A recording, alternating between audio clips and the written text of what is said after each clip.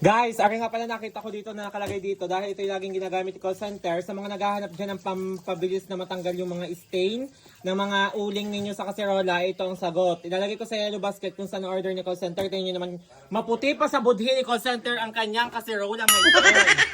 Ba? Hindi pa ulit ka na. Ngayon, umorder na din ako nito dahil nga nakita ko kay call center. Ito na ang gamit namin dahil yung kaserola namin maitim pa sa aking gilagid. Aking gilagid.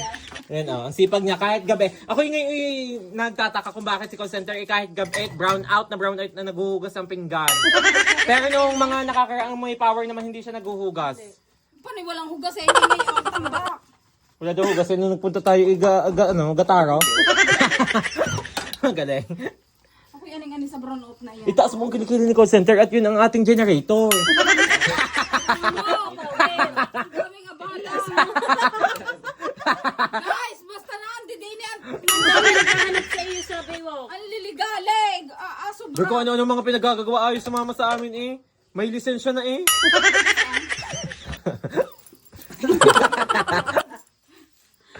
Hindi ako iniampas ni Doris eh. Alam na wala akong motor eh. Wala ang kasi kulot eh. Ay, wala ka pala. Hindi na uuwi ito. Doon ka na titira sa tumawa. Hindi nga pala umuwi. Wala ang kasalina.